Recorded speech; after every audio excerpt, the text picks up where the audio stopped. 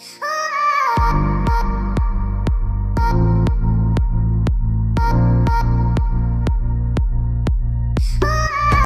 mamuni akwaba eba Melodies TV so.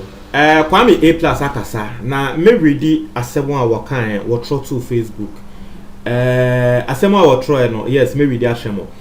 Na samobaka 2016 Kwame A+ make that time na he was campaigning for MPP. We make comments be when my ex said President Akufo-Addo wonye ordinary person. We are very special. We will be a just say utumi hu say yes. You're born special when you're ordinary. I say, my Kwame A+ or my Ghana phone ya tiasi no. And then I say, what's sana no? The engine Kwame A+ asasana no. Meaning some when your video ni be asha, but video be what cause Dubai ni Abu Dhabi sa Arabian countries now. One more bibi. Once a coronavirus abana fiansa amana mine bebre a sha no will be out to tune the airport muni nyama. Obviously, airport side no. Edisika bebre eko ana edisika bebre ebre aman bebre na ya tutu airport mu no obviously ebe affect your economy no nti Abu Dhabi ade a wo mo aye ene se wo mo persistence be in place mo be kaya Ghana teacher bi I think say no try there wo Kumasi is it Kumasi High or the system be by as our system no acquire said door omo the best shut door ho uremu a na spray disinfectant the gu hu nti o call public places bia na obehu no say yes o coronavirus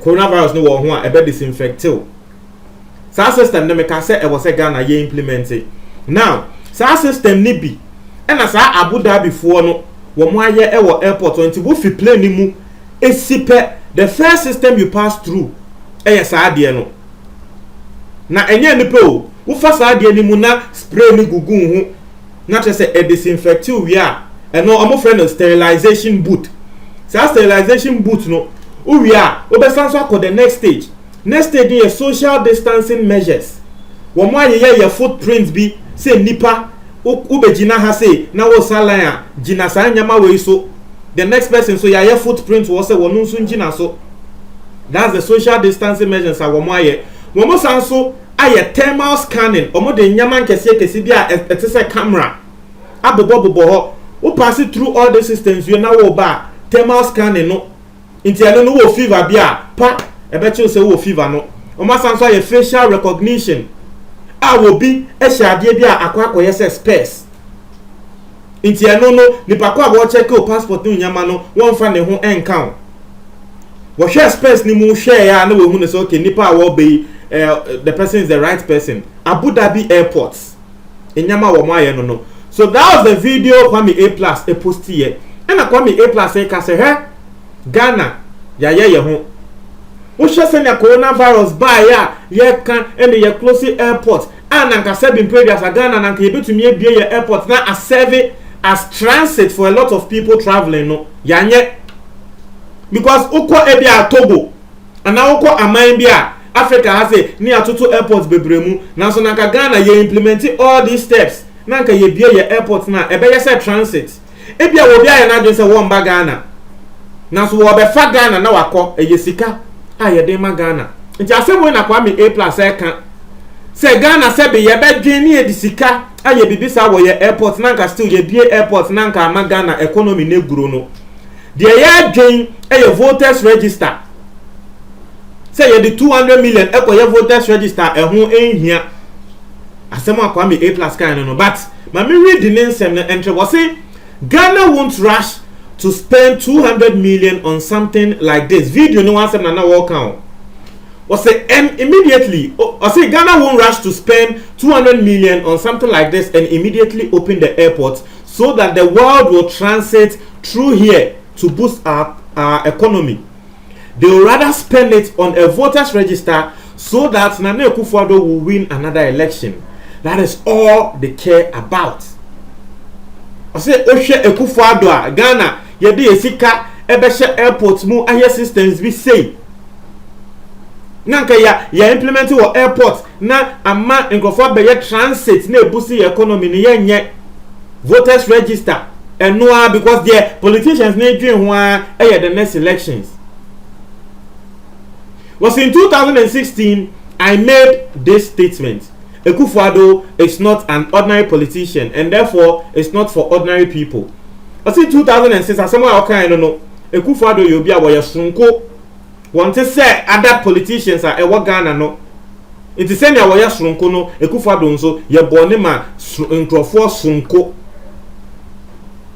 No real no the chance say I am sorry. Nana Addo is just like any ordinary Ghanaian politician, very ordinary, nothing special. Hey, was it Ghana? Asemwa waka 2016 or pacho. Say waka say Nana Addo ya srunko or ya srunko no say masa. Nana Addo to say any ordinary Ghanaian politician be a wunim no. Or ye ordinary. Be anywhere ya srunko fa Nana Addo ho. And there Kwame A+ asemwa waka ni. Or say be anywhere ya srunko efa Nana Addo ho. Also, so how do you feel when all of you African leaders travel across the globe and see people using their brains like this?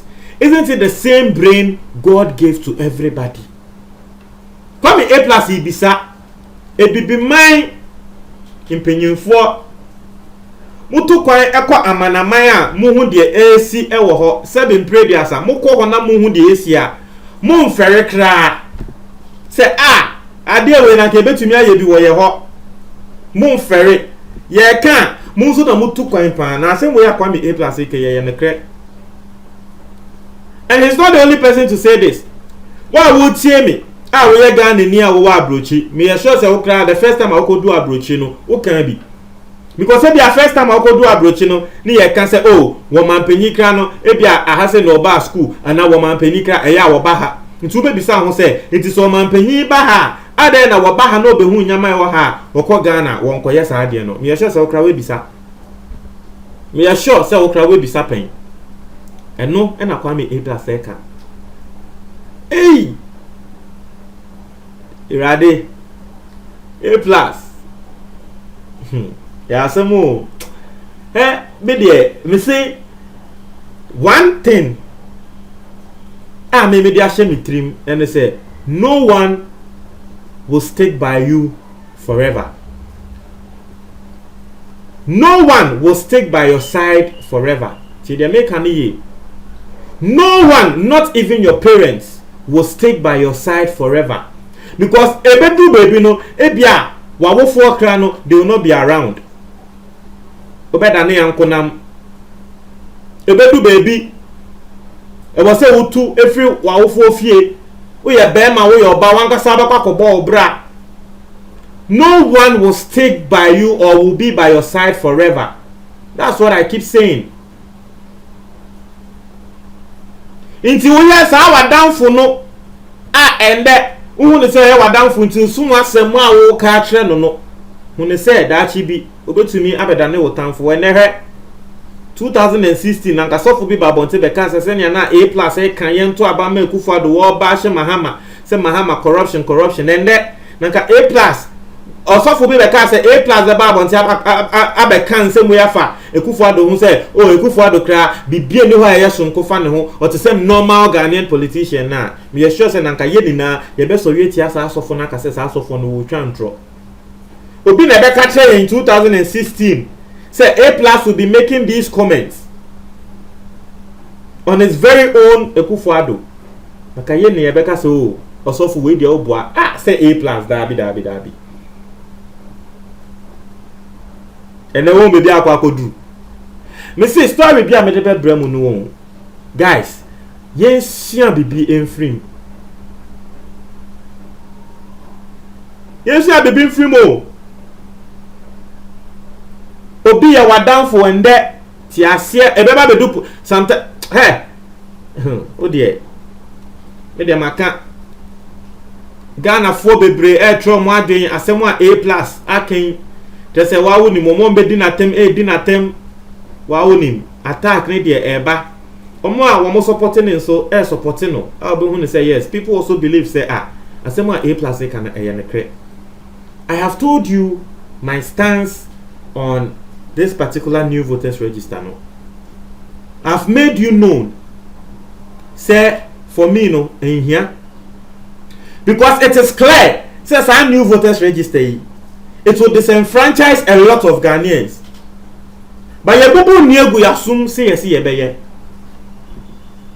you cover 200 million e dey akoye NDC so ba ono so be ka say yenye new voter just say Ghana there chia kai. Don't tell me I comment box to me. It's here for me. That's it.